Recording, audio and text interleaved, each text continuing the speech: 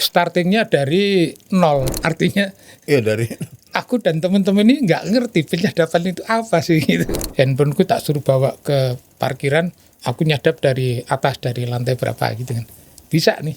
Di situ baru tahu bahwa penyadapan itu ada dua macam. Ada yang lawful system, intersection ya.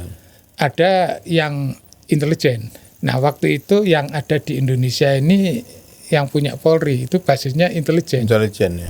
Sampai akhirnya baru tahu, oh kalau yang lawful interception system itu begini.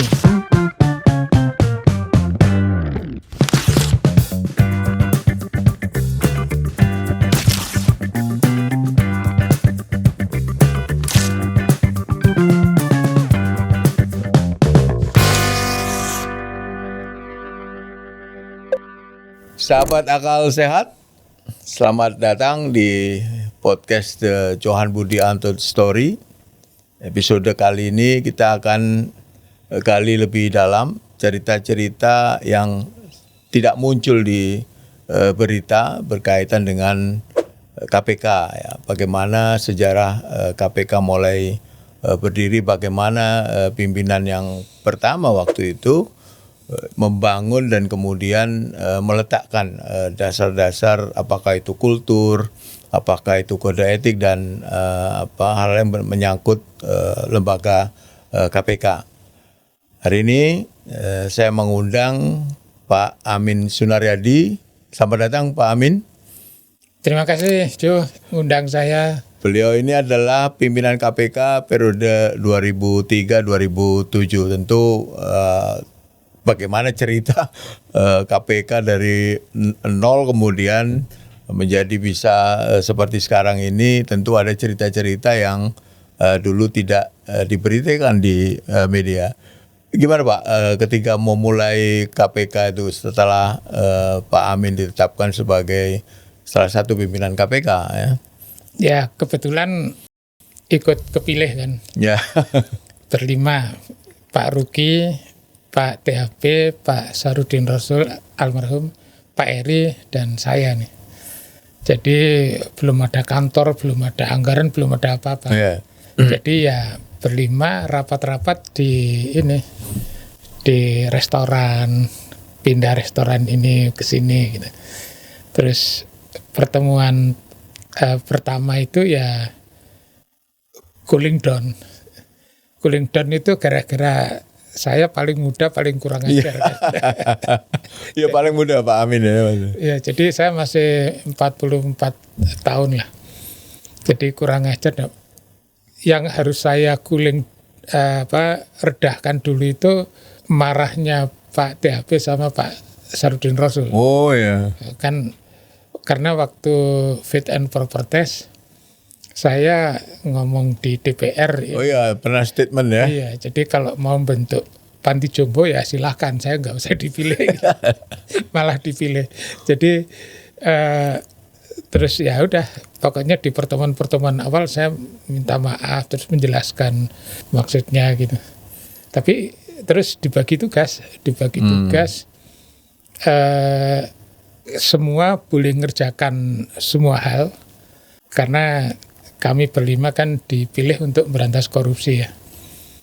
Tapi saya diminta selain mengerjakan semua hal, juga fokus di urusan ini, informasi dan data, dan juga capacity building.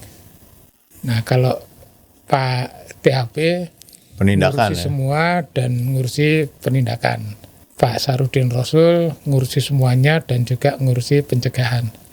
Kalau Pak Eri ngurus semua plus PIPM, pengawasan internal dan pengaduan masyarakat.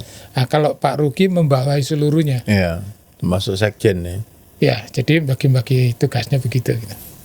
Gimana waktu itu sampai kemudian dibagi Pak Amin kok ditunjuk atau Pak Amin memilih bagian informasi data itu gimana tuh waktu rapat awal-awal tuh? Karena ini dari berlima dianggap saya yang ngerti IT. Oh. Dianggap yang ngerti IT, jadi ngurusi IT. Terus beberapa bulan setelah itu memang repot ngurusi IT.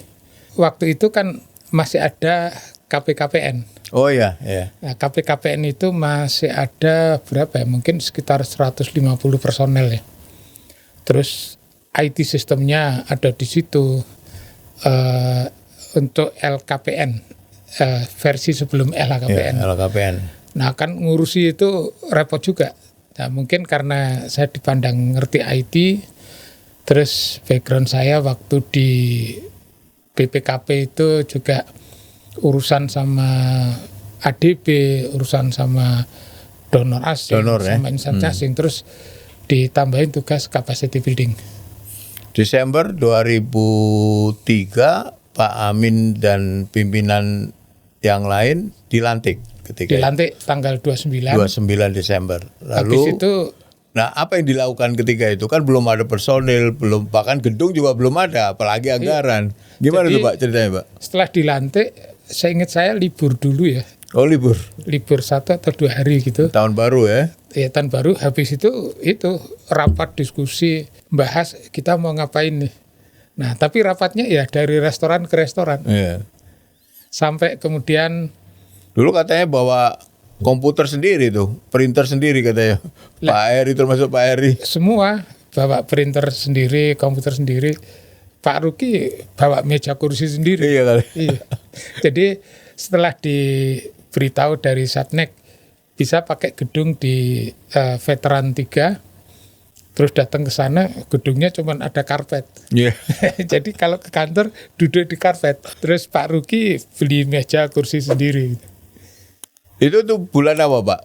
Masih ingat gak? Masih Januari. Oh masih Januari ya? Januari 2004 berarti ya? 2004. Januari 2004, terus belum punya sekjen kan. Ya ya. Tapi ada sekjen Pak Amir Muin ya. Itu sekjennya KPKPN. Nah karena saya muda, lebih mudah bagi saya keluyuran ke KPKPN. Keluyuran ke sana, masuk sana, sini, terus minta apa-apa. Ya, namanya orang muda kan minta ke orang tua gampang nih. Yeah. Nah, jadi kemudian yang urusan kesekjenan saya juga yang ngerjakan gitu. Gedung sudah ada, sekarang personil. Pertama kali KPK itu dibantu siapa Pak waktu itu menyusun tugas di lembaga KPK itu kan perlu penyidik, penyelidik, penuntut. Jadi gini, di awal-awal itu dari Satnek itu membantu personel. Terus dari KPKPN kan ada 150 orang. Oh. Nah, dari situ dicomot juga, Nah, termasuk BPKP ya. Nah, terus Pak Sahrudin Rasul bawa beberapa orang dari BPKP. Nah, termasuk Yusuf Ate yang sekarang jadi kepala BPKP. BPKP ya, itu terus, pertama itu. Betul. Saya bawa teman dari BPKP 3 orang. Terus Pak Eri ngajak siapa gitu ya. Pak Ruki ngajak siapa, Pak THP juga gitu nih. Nah, masing-masing ngajak karena memang nggak punya personal. Sekretaris saja nggak punya. Nggak ada ya. Jadi setelah dari Satnek. Benar-benar dari nol Pak. Dari nol. Setelah dari Satnek diberi meja, kursi gitu sudah bisa duduk kan, tapi nggak ada yang disuruh, nggak ada yang bisa bantu. Jadi saya pinjem ke BPKP 3 orang, terus Pak Sahrudin Rasul juga dari BPKP, Pak Ruki dari Polri, terus Pak Eri, Pak THP juga bawa orang sendiri. Tapi jumlahnya nggak banyak. Terus Pak Ruki minjem penyidik dari Polri, ada beberapa orang gitu. Mulai pertama struktur organisasi itu lengkap itu tahun 2005 berarti Pak ya? Karena merekrut pertama Indonesia memanggil itu Juni 2005. Karena saya salah satu peserta IM1 waktu itu. Jadi memang ini ngerancang yang bantu ya tenaga pinjaman itu. Setelah itu strukturnya baru siap. Terus seingatku ini ya akhir tahun 2004 sudah mulai merancang rekrutmen. Terus kan mau rekrutmen itu ngerancang tesnya dulu. Ini strukturnya seperti apa, terus masing-masing posisi job description-nya seperti apa, terus job spec-nya seperti apa. waktu itu dibantu oleh konsultan yang dibayar oleh donor. ya lupa UNDP mungkin ya. Donor banyak yang bantu. Nah konsultan ini Danida juga ya waktu itu, Pak? Danida juga Denmark. Iya. Terus konsultan ini membantu sampai ke ini job desk, job spec. Terus berdasarkan job spec itu tesnya seperti apa. Nah terus setelah ketemu tesnya harus seperti apa, mulai ini siapa nih yang ngetes nih nyari kan karena yang ngetes itu konsultan, jadi harus pengadaan dulu kan. Ya. Nah, makanya terus prosesnya baru mungkin April 2005 ya mulai diumumkan, terus proses Seleksi, ya. Sampai Juni-Juli kalau nggak salah waktu. Ya, 2005. itu pun juga hasilnya nggak lengkap. Karena ada posisi penting di level deputi nggak dapat, level direktur nggak dapat. Ketat sekali waktu itu, Pak. Ya, karena ini. Tapi itu sudah ada direktur kan 2005 Juni-Juli itu, Pak. Sepertinya bertahap ya. Oh, ada, bertahap. Ada yang sementara jadi direktur seperti Pak Yasin ya. Pak Yasin direktur. Pak Yasin itu direktur di KPKPN. Nah, karena dia bagus langsung diambil juga level yang sama, tapi di proses seleksi ikut tes juga. Ikut tes terus dapat posisi yang berbeda gitu. Jadi dari KPKPN banyak personel bagus-bagus. Nah ini soal personil, kemudian soal infrastruktur ya, apa gedung dan sebagainya. Sekarang saya ingin mendengar ya dari Pak Amin, bagaimana Pak menciptakan kultur ya, budaya lembaga KPK yang waktu itu dianggap anomali lah, nggak sama dengan yang lain ya, misalnya soal perjalanan dinas, kemudian diundang nggak boleh dijemput, nggak boleh diantar kalau pulang pas bahkan kalau penyidik sedang melakukan penyelidikan atau proses perkara di tempat lain misalnya, itu bawa minuman sendiri, bawa makanan sendiri, gimana itu Pak sampai bisa terciptalah situasi kayak begitu gitu. Jadi banyak yang saya siapkan, Pak Eri nyiapkan, tapi seluruh keputusan pasti rapat berlima. Ya berlima. Nah kebetulan aku in charge untuk capacity building kan. Jadi aku ngeliat gini, semua ini akan bisa kalau support IT-nya memadai. Nah kebetulan aku kan sebelumnya dari PwC nih. Oh ya. Nah, jadi aku tanya ke kawan PwC, manajer IT, terus dijelaskan, oh servernya sebaiknya yang model begini, terus cara beli barangnya begini, cara ini diceritain. Nah jadi IT itu mulai dirancang sejak awal itu, termasuk misalnya beli laptop ya, dikasih tahu Pak Amin, jangan beli tipe paling baru, beli tipe yang umurnya kira-kira 2 tahun. Nah, aku akhirnya beli gitu. Aku tanya emang kenapa sih? Paling baru itu memang bagus tapi harganya sangat mahal. Kalau sudah 2 tahun biasanya keluar baru harganya turun kan. Padahal barangnya masih bagus. Nah, makanya dulu belinya yang model begitu. Termasuk servernya tipe begini supaya bisa diperluas gitu. Terus kultur email dibangun mulai dari situ. Jadi kan misalnya Pak Ruki, Pak THP, Pak Sarudin Rasul itu nggak biasa pakai email kan. Jadi bayangkan kalau pimpinan nggak pakai email, ke bawahnya pasti nggak pakai kan. Nah, jadi membangun kultur email di situ. Terus habis itu mengenai ini etika, value. Nah, itu Pak Eri yang paling jagoan tuh. Jadi ngerancangnya gimana, cari konsultannya gimana. Terus habis itu setelah nanti tim mulai banyak, tim buildingnya bagaimana, ini dirancang di situ. Termasuk begini, waktu itu kami berlima sepakatan gini, ini kita harus bikin something yang beda dengan sebelum-sebelumnya. Karena saya pernah pelajari sebelum masuk KPK itu ya, bahwa Indonesia itu sudah berkali-kali berantas korupsi dan selalu gagal. Biasanya performance itu bagus, cuma 2 tahun, habis itu ambruk. Nah, dari belajar situ terus muncul ide, gimana kalau pimpinan dibatasi? Batasinya gimana? Nggak boleh main golf. Oh, dari situ ya lahir. Dari situ terus urusannya Pak Eri naruh di kode etiknya seperti apa Kode gitu etik, kan. ya.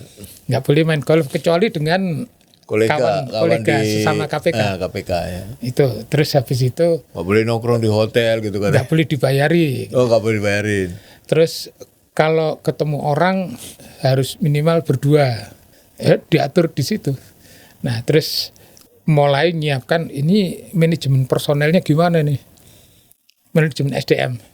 Pelajari undang-undang KPK kan. Ya. Tidak ada pasal yang mengharuskan menjadi pegawai negeri sipil. Oh. Terus habis itu kalau ada keharusan kita bikin sendiri. Makanya sistem manajemen SDM KPK waktu itu kan lebih dekat ke model korporasi ya dibanding ke pegawai negeri sipil, termasuk perjalanan dinas, Etkos. Kenapa? Karena saya di PwC itu Etkos juga. Terus saya tanya di PwC, uang saku berapa? Uang saku 50.000. Uang harian maksudnya.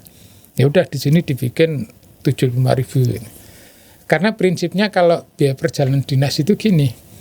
Personel yang melakukan perjalanan dinas itu tidak boleh rugi, tapi juga tidak boleh untung. Nah, supaya fokus pemikirannya ke output. Kalau pegawai negeri sipil itu setiap perjalanan dinas itu pasti ada untungnya, sisa-sisa perjalanan dinas itu kan. Karena itu pegawai negeri sipil waktu itu nih, itu mindsetnya bukan ke output, mindsetnya adalah banyak-banyakan hari keluar kota.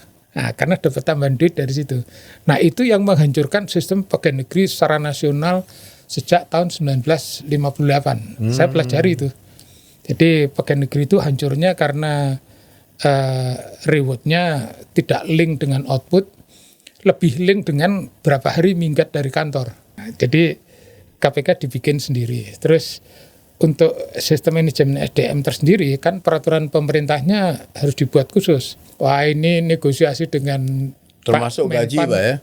Termasuk gaji. Iya, waktu negosiasi itu dengan Menpan, dengan deputi, direktur, lama nih.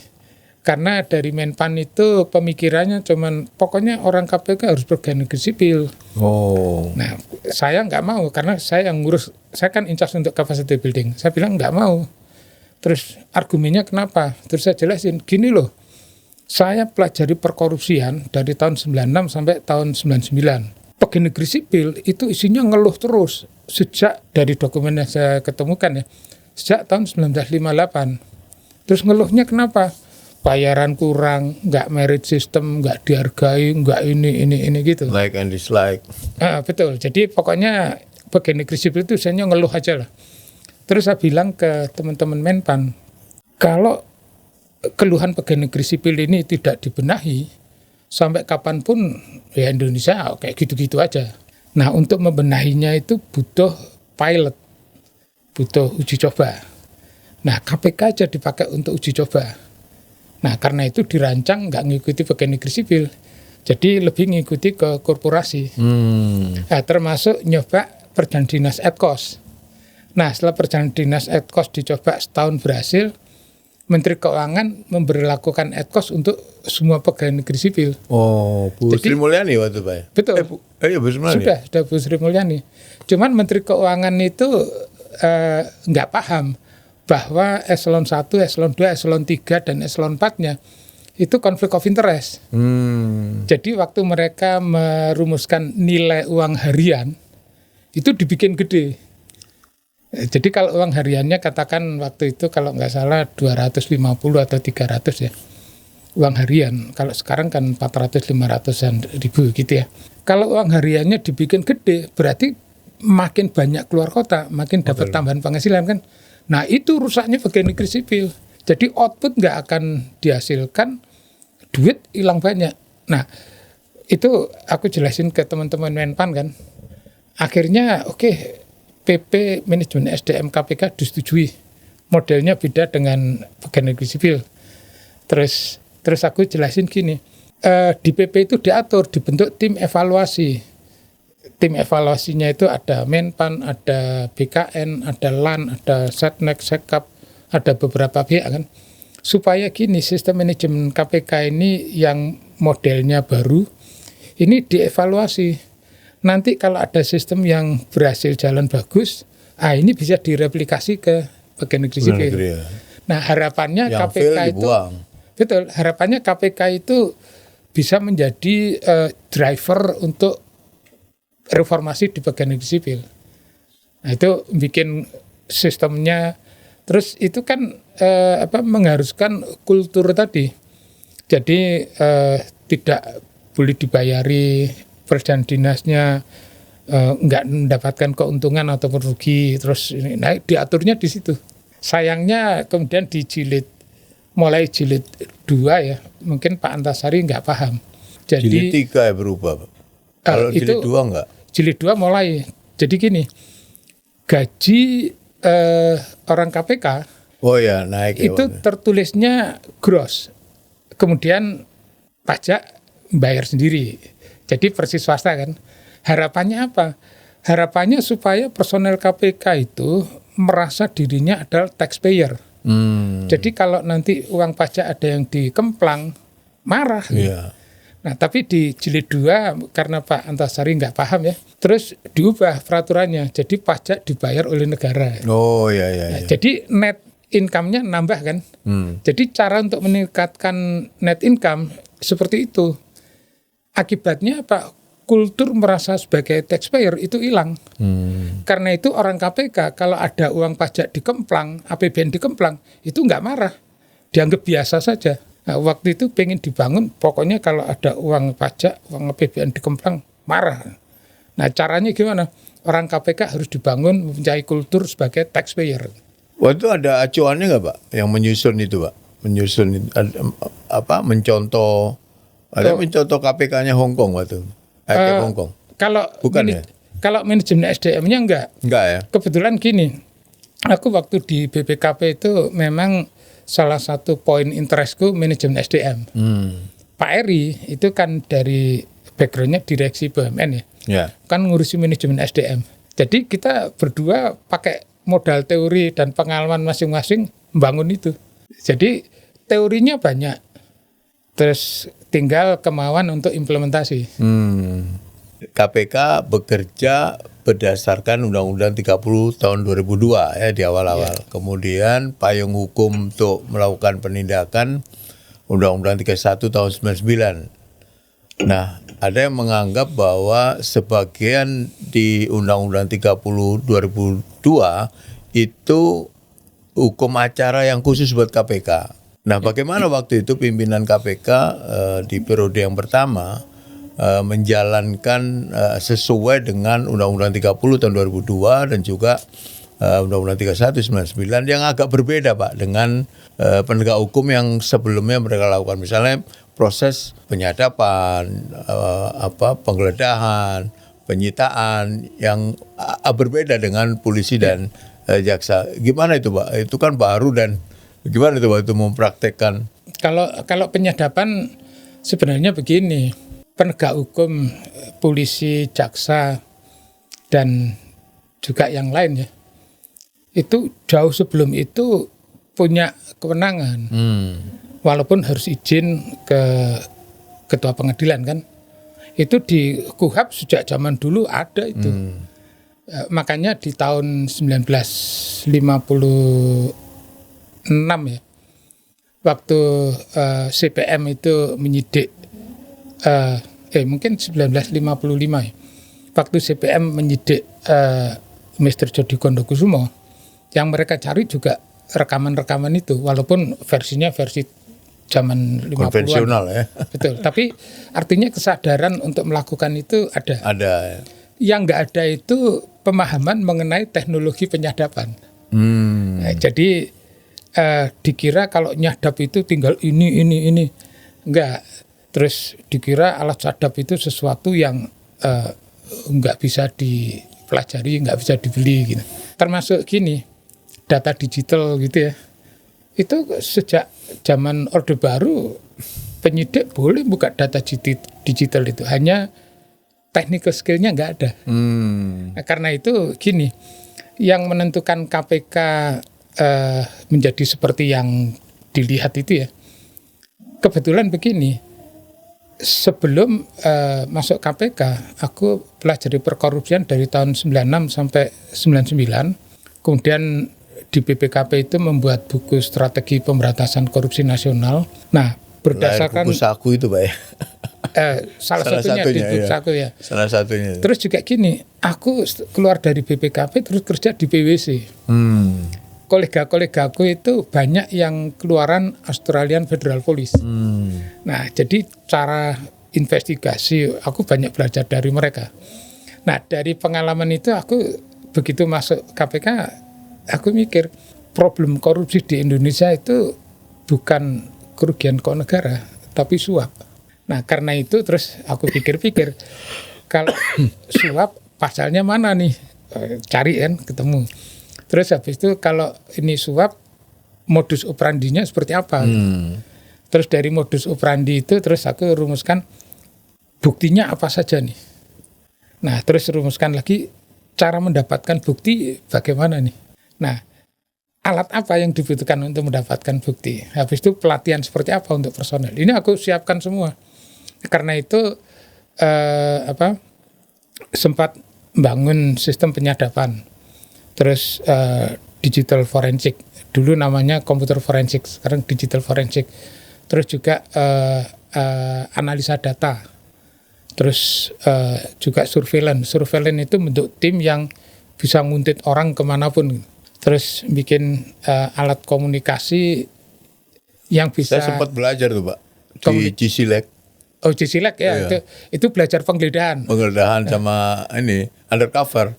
Oh, undercover ya. Iya. Itu dibangun karena apa? Karena yang mau diperangi itu suap. Nah, jadi karena mau yang diperangi itu suap, jadi modusnya apa harus tahu. Terus alat buktinya yang relevan itu apa saja, cara dapetinnya, alatnya apa, pelatihannya apa, ini diberesin semua. Nah, waktu bereskan itu sebagian dibantu donor. Nah, donor itu banyak. Ada banyak donor, masing-masing punya duit dan masing-masing punya keinginan. Nah, terus aku mikir gini, ini kalau donor nggak dikoordinasikan, nanti mereka jalan sendiri-sendiri sesuai pemikiran mereka. Nah, karena itu aku minta ke salah satu donor ya, kalau nggak salah Danida mungkin. Danida awal-awal. Itu gini, aku tolong dibantu satu orang konsultan. Oke, terus dapat satu konsultan, namanya Egi Suciati kan. Oh iya ya. Tugasnya apa? Tugas kamu ngordinir donor-donor itu. Nah, jadi aku kasih dia ini daftar kebutuhanku. Nah, tanyain ke donor itu siapa bisa nyumbang apa gitu. Yang di luar daftar kebutuhanku nggak usah diajak ngomong gitu. Nah, akhirnya ada tabel donor ini nyumbang ini, donor ini nyumbang ini. Terus hasilnya efektif semua. Jadi caranya gitu. Kalau aku yang handle susah, nggak ada waktu. Dulu kan sempat terjadi kritik ya bahwa KPK ini melakukan OTT penyadapan itu seenaknya sendiri lah, kira-kira gitu loh. Nah, di dalam Undang-Undang 30 tahun 2002 tentang KPK itu kan tidak diatur rigid Pak. Bagaimana cara menyadap, bagaimana kemudian dengan alat bukti atau hasil yang dihasilkan di dalam penyadapan itu gimana Pak? Awalnya yang kemudian menyusun mekanisme penyadapan, SOP, yang kemudian juga dulu saya dengar dibatasi terhadap tersangka itu kalau atau menyadap itu dibatasi dalam kurun waktu tertentu gitu. Itu gimana Pak? Meletakkan yang pertama kali itu gimana dulu? Startingnya dari nol. Artinya dari aku dan teman-teman ini nggak ngerti penyadapan itu apa sih gitu. Awalnya gitu Pak. Awalnya nggak ngerti, cuman aku tahu bahwa kalau ngelihat film The Untouchable ya. Oh ya. Itu kan ini perlu penyadapan nih kalau nyari suap gitu kan. Nah, karena itu pertama kali aku diskusi dengan timku, waktu itu timku kan yang pinjem dari BPKP ya. Ada namanya Budi Pribadi. Oh ya. Ada namanya Sil Irfan Rusli almarhum. Kalau Budi Ibrahim bukan ya, Pak? Budi Ibrahim itu Udah ahli dari luar Jerman ya? itu. Dari luar ya? Enggak maksudnya dari luar, bukan Dari luar. Terus habis itu Indira Malik. Tiga ini ngobrol-ngobrol, terus aku bilang, aku butuh alat sadap, gimana nyarinya? Nah, Sil kebetulan kenal dengan orang Russian Embassy. Jadi beberapa hari kemudian datang ke kantor orang dari Roxa Foreign Export. Jelasin gini gitu kan. Terus habis itu beberapa bulan kemudian ada supplier, kalau nggak salah supplier Itu tahun berapa, Mah? Biar kita bisa merangkai. Itu tahun berapa masih kira-kira? 2004 itu. Oh, bukan 2005 ya? Belum. Oh, belum. Nyari ekstensif itu 2005, itu yang lead Budi Ibrahim. Oh. Nah, jadi di awal-awal ini masih nyari-nyari alat sadap ini apa sih gitu. Nah, terus habis itu mungkin akhir 2004 masuk ke 2005 ada supplier, kalau nggak salah GI2 ya. Itu alat sadap portable gitu. Terus oke, kita ke kantornya nanya-nanya, terus coba deh handphoneku tak suruh bawa ke parkiran, aku nyadap dari atas, dari lantai berapa gitu kan. Bisa nih. Nah, terus oke, percaya nih. Nah, cuma ketidaktahuan itu jadi problem juga. Jadi waktu itu kan gini, ada satu rombongan lah ya, aku yang mimpin. Ada yang dari orang IT, ada orang dari penindakan, terus ada dari orang PPM. Nah, terus setelah pulang dari situ, teman-teman penindakan ini ada yang ngomong gini, korupsi itu something yang sudah terjadi historis, jadi nggak perlu alat-alat seperti itu. Habis itu aku bilang ke timku, gini aja deh, nanti kalau nyari alat sadap nggak usah ngajak anak-anak penindakan, susah nanti diajak maju. Nah, terus setelah itu berjalan waktu, terus pertengahan 2005 ya, kan direktur direkrut, deputi direkrut gitu. Nah, Budi Ibrahim masuk nih. Nah, nyari penyadapan itu ekstensif di Budi Ibrahim. Di situ baru tahu bahwa penyadapan itu ada dua macam. Ada yang lawful system, ada yang intelijen. Nah, waktu itu yang ada di Indonesia ini yang punya Polri itu basisnya intelijen. Ya. Yang dibeli untuk follow up. Nah, terus kita pelajari nih. Nah, pelajarinya itu lama. Dari pertengahan 2005 terus pelajari dari Polandia, pinjam alat, dipasang di kantor, lupa aku mungkin 2 bulan gitu ya. Terus tanya ke Belanda, tanya ke Jerman, tanya ke Amerika, terus tanya India, terus ketemu orang Israel di Singapura gitu. Nah, sampai akhirnya baru tahu, oh kalau yang lawful interception system itu begini. Terus yang paling bagus dari satu negara Eropa kan, akhirnya beli di sana. Dan itu Jerman ya, Pak? Ya, negara Eropa lah. Oh yes. Terus itu dipasang itu 2007. Ini hampir berakhir masa kerjanya. Dipasang ini artinya dipasang full implementation gitu kan. Nah, baru dipakai itu baru akhir-akhir 2007. Nah, sebelum-sebelumnya KPU ya? Oh enggak, KPU itu perkara tahun 2005 enggak pakai alat sadap itu. Oh. Itu pakai surveillance. Surveillance artinya gini. Itu katanya ada di hotel yang sebelah orang KPK, sebelahnya calon enggak yang gini. kita tangkap gitu. Yang KPK tangkap. Jadi anggota KPU itu makan siang dengan tim BPK. Tim BPK ini partner kita nih. Nah, tim KPK di ruang sebelah itu yang monitor. Karena teman BPK ini dipasang kamera di kancingnya. Nah, alat itu 2005 sudah ada, wong itu belinya di Glodok. Ini menarik nih.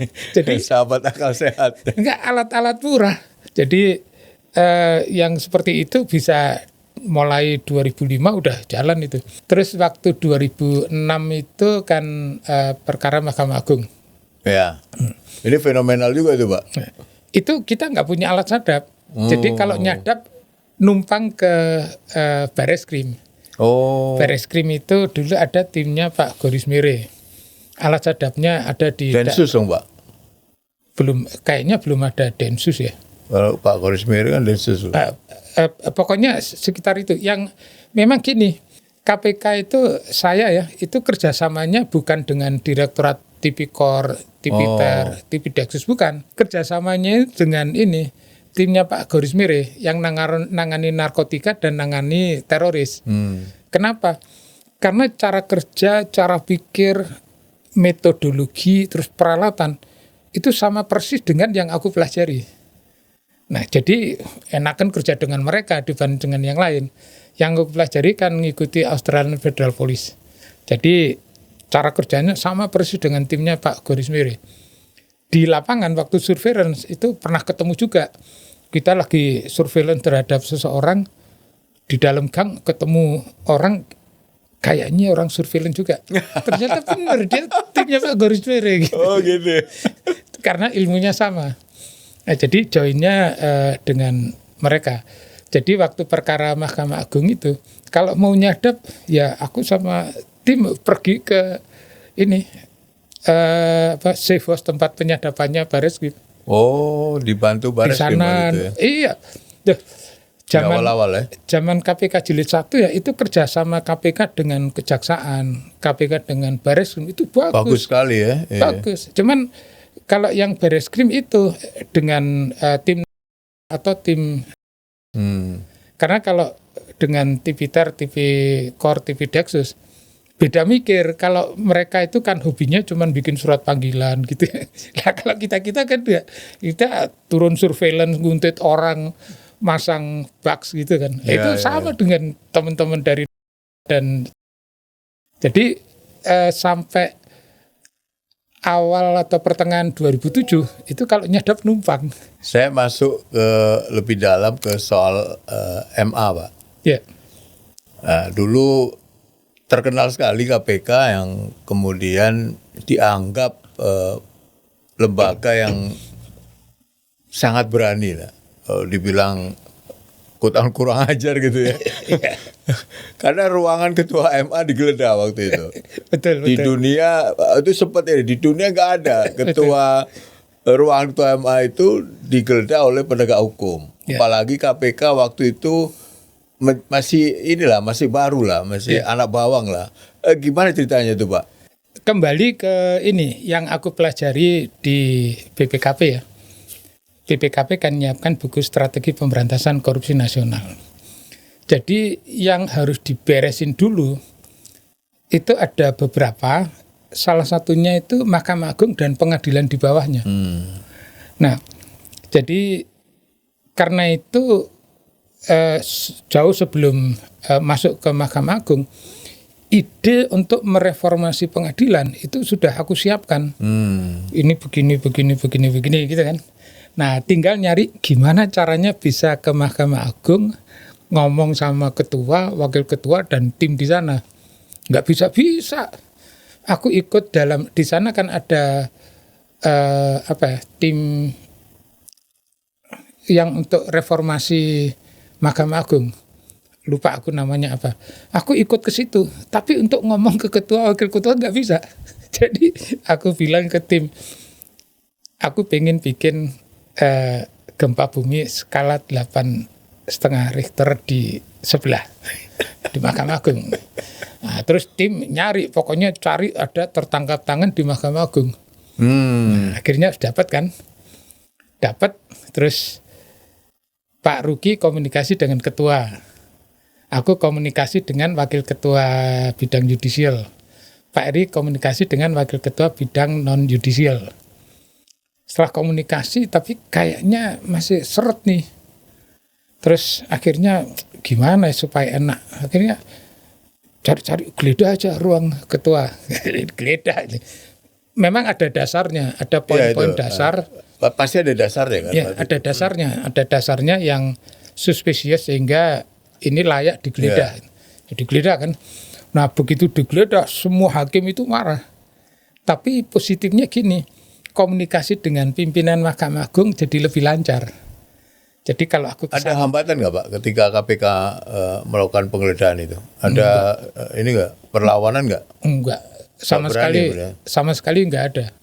Nggak ada perlawanan dari MA? Ya mungkin karena mereka takut dikirain KPK sudah punya apa-apa gitu kan, punya evidence macam-macam, dikirain gitu, takut kan, jadi nurut aja. Tapi yang aku tuju kan komunikasi dengan pimpinan Mahkamah Agung. Jadi waktu komunikasi terus ya aku bilang kalau mau reformasi KPK akan bantuin. Tapi kalau nggak mau ya KPK akan gebuk lagi. Nah ternyata dari komunikasi itu aku simpulkan gini, pimpinan Mahkamah Agung itu sebelumnya juga pengen reformasi, tapi nggak tahu caranya. Terus aku jelaskan, begini Bu, Wakil Ketua Bidang Yudisial kan ibu-ibu nih, caranya begini-gini. Oke. Seminggu kemudian aku ke situ, gimana? Masih bingung nih. Terus, kalau gitu pakai konsultan. Ya, dulu kita cari konsultan. 2 minggu lagi kemudian aku ke sana, nanya, Pak Amin konsultannya siapa ya gitu. Akhirnya aku cariin konsultan juga gitu. Terus setelah itu ketemu lagi sebulan atau 2 bulan lupa. Duitnya dari mana ya? Nggak ada. Nah, cuma pada waktu itu KPK udah tahu bahwa dari Amerika itu ada program yang akan ngasih grant ke Indonesia. Nah, salah satu yang dipicing itu KPK. Nah, karena itu KPK, aku ya mewakili KPK, terus PPATK Pak Yunus Hujan, terus Kementerian Luar Negeri, Kementerian Keuangan, terus Bappenas, itu bareng-bareng pergi ke Amerika. Hampir seminggu di sana, 1 hari itu meeting 3 tempat, jadi keliling-keliling. Jadi ke sana itu isinya capek aja. Capek isinya, kalau ketemu mereka pasti ditanya, di Indonesia banyak korupsinya. Kita jawab, iya. Banyak pencucian uangnya, iya. Terus kita balik tanya, kalau kita mau berantas, kamu bisa bantu apa? Gitu. Nah, dari keliling-keliling itu kemudian Indonesia dapat grant $55 juta. Dari 55 itu yang 25,5 juta itu untuk urusan KPK dan teman-teman, terus sisanya untuk Kementerian Kesehatan. Nah terus yang 25,5 juta itu aku atur kira-kira 15 juta sekian untuk reform Mahkamah Agung. Terus KPK cuma dapat berapa gitu. Terus ada untuk PPATK, ada untuk yang lain lagi gitu. Nah terus setelah dapat gambaran itu, terus pas kapan nih hari Jumat tiba-tiba aku ditelepon dari kedutaan Amerika. Ada namanya konsultan USAID, namanya Paul Simonet. Pak Amin bisa bantu saya. Terus aku bilang, bantu apa? Bikin tor. Tor apa? Tor buat Mahkamah Agung. Wah ini dia nih. Terus oke, saya bisa. Kalau gitu besok datang ya. Aku tanya, datang besok Sabtu? Iya memang Sabtu. Terus di mana? Di kedutaan. Jadi Sabtu pagi aku ke kedutaan Amerika, berdua sama dia. Diskusi, terus aku diktein, dia ngetik. Akhirnya jadi tor. Nah termasuk tor reformasi Mahkamah Agung. Nah karena itu bedanya isi tor itu dengan program-program yang sebelumnya ya. Program-program yang sebelumnya itu banyak fokus ke meningkatkan kapasiti hakim. Training untuk hakim, terus studi banding untuk hakim gitu kan. Tapi kalau yang disiapkan KPK kan nggak gitu. Aku jelasin, problemnya itu gini. Nomor 1, manajemen SDM-nya nggak beres nih. Bayangkan, memanage 6.000 hakim, itu pakai Excel. Jadi pasti kacau kan. Terus habis itu, manajemen keuangan, rupanya gini, orang-orang administrasi di 800 sekian satuan kerja, pengadilan-pengadilan di se-Indonesia, itu mayoritas tidak tahu bagaimana cara menyiapkan RKAKL, cara pembukuan, cara pertanggungjawaban. Jadi kerjaannya itu beresin manajemen SDM, ngelatih orang-orang itu pakai tenaganya Kementerian Keuangan untuk menyiapkan RKAKL, terus habis itu beresin IT-nya Mahkamah Agung.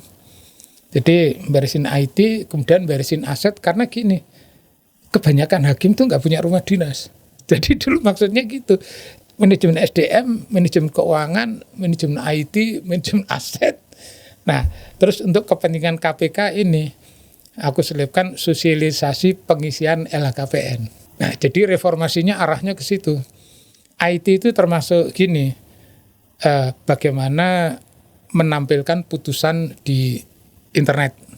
Karena teman-teman dari kalau nggak salah LAIPS dan Waktu hukum sampai online ya. merekam pengadilan ya dulu ya, jalannya persidangan ya. Oh, kalau itu di luar itu. Oh, lain ya, lain. Itu lain, itu awal. Makanya terus gini, teman-teman live sama teman-teman hukum online itu sebenarnya sudah menyiapkan untuk tampil di internet putusan itu. Tapi terganjal di atas-atas itu, makanya nggak jalan-jalan. Oh. Begitu itu digeledah, komunikasi lancar, jadi jalan gitu. Di bawah permukaan ketika penggeledahan ruangan ketua MA itu ada ini nggak Pak? Ada ancaman atau ada yang nelpon gitu? Nggak ada. Nggak ada Pak? Sama sekali nggak ada. Selama 4 tahun jadi pimpinan KPK, aku nggak pernah terima ancaman tuh. Nggak ada ya? Yang terima itu minta tolong. Pak, tolong ini jangan ditangkap dong Pak. Ya, yang gitu-gitu banyak. Tapi kalau ancaman nggak. Ya, termasuk itu maksud saya. Kadang-kadang kalau habis nangkep orang itu ada telepon juga nggak yang minta tolong dibebaskan gitu? Nggak ada ya. Biasanya yang aku alami ya, di kontak itu waktu orangnya sudah mulai ditahan. Jadi ya urusannya penyidik, aku nggak ngurus gitu.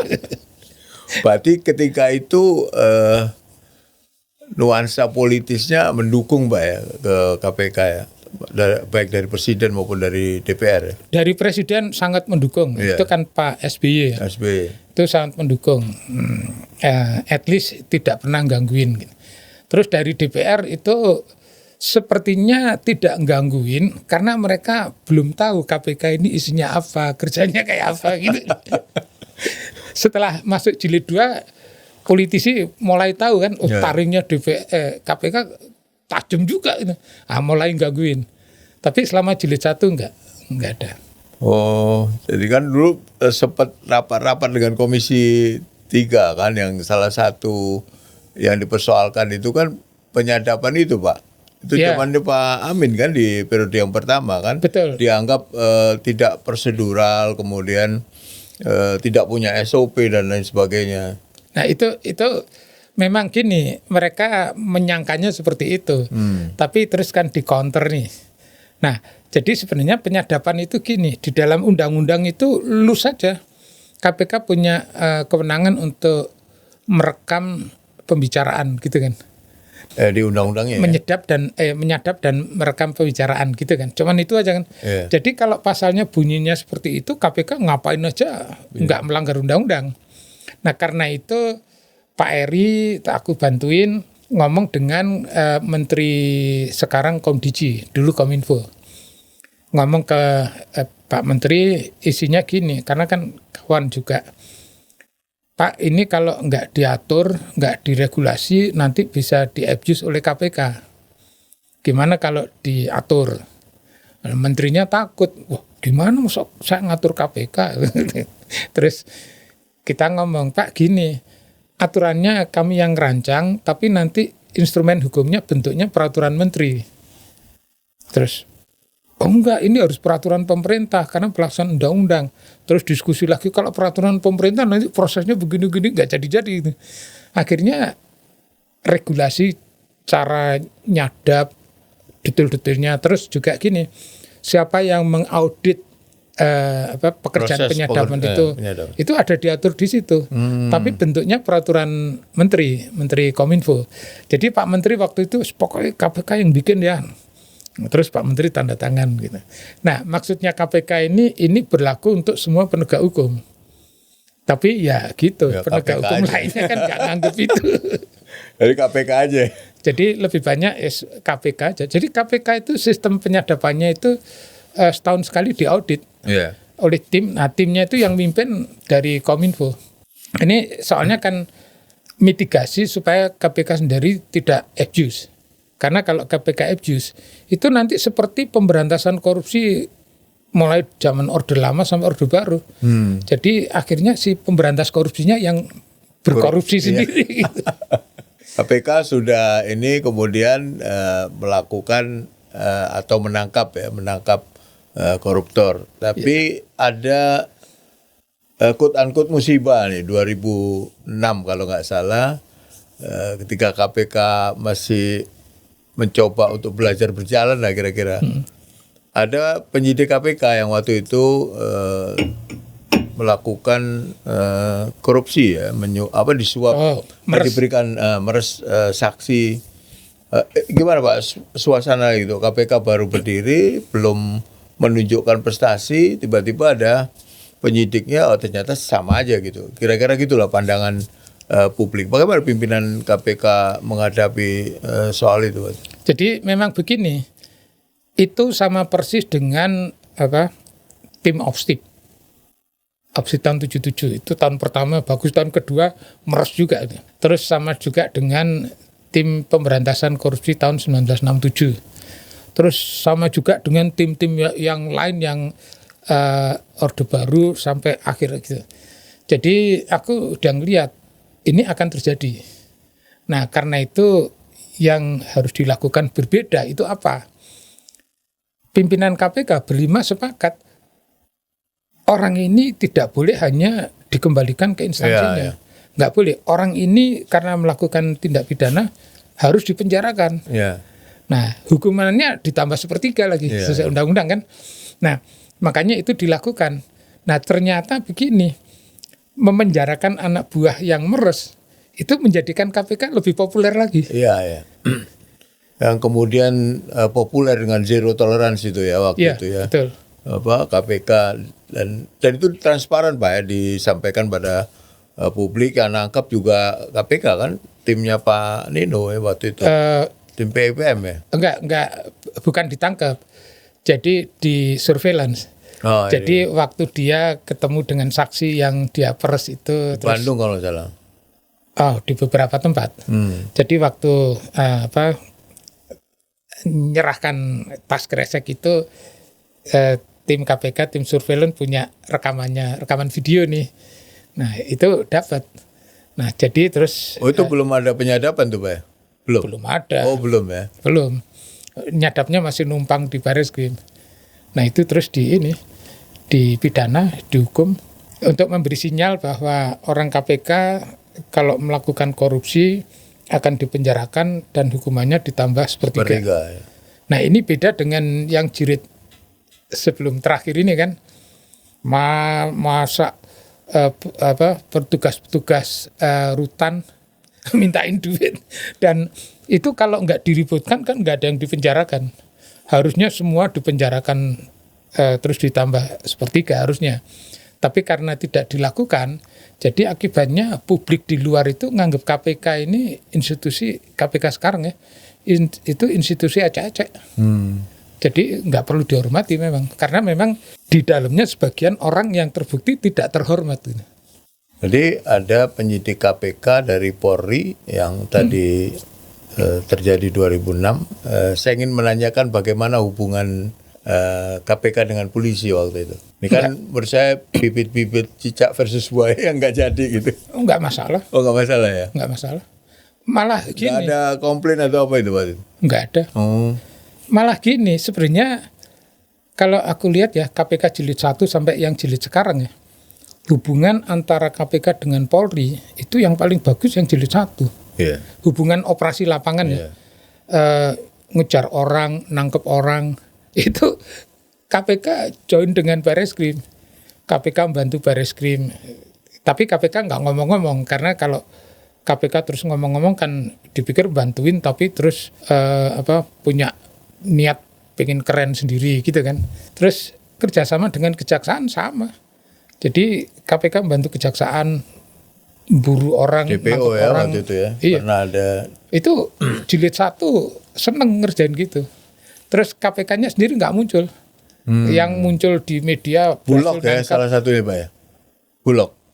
Bulog itu dengan kejaksaan. Kejaksaan ya. KPK membantu katanya. Membantu banyak. Iya. Jadi membantu tapi nggak muncul di media, karena perlu kredibilitas muncul di media itu teman-teman polisi dan kejaksaan. Jadi jilid 1 kerjasamanya enak.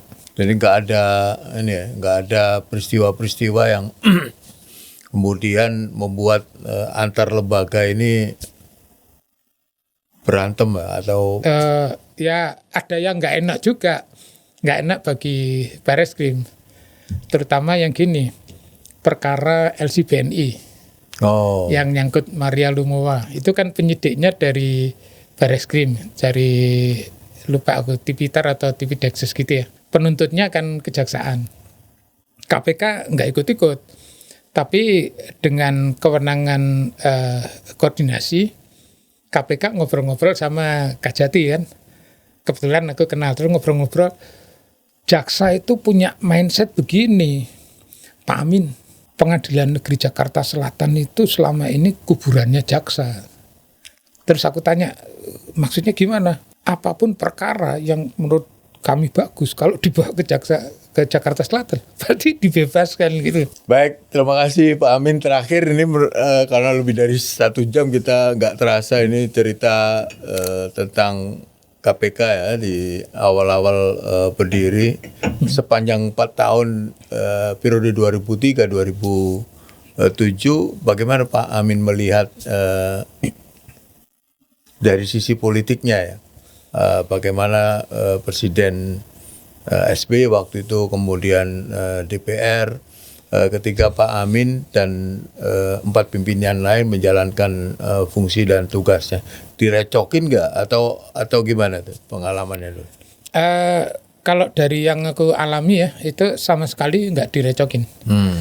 Dugaanku karena DPR belum belum tahu taringnya seperti apa gitu. Nah di akhir-akhir jilid pertama DPR mulai paham, ini taringnya tajam banget gitu. Makanya terus teman-teman di DPR itu ngatur-ngatur jilid 2 ketuanya harus ini. Nah itu mulai nggak beres. Makanya bisa kelihatan kan jilid 1 sama jilid 2 bedanya di mana gitu. Ya karena pengaruh faktor DPR.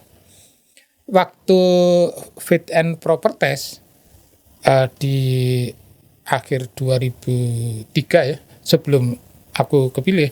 Dulu lobby-lobby nggak ya Pak? Dulu? Enggak ya? Enggak. Karena di awal ya. Waktu fit and proper test aku juga jelaskan, yang akan bisa menghancurkan KPK itu cuma satu, yaitu DPR.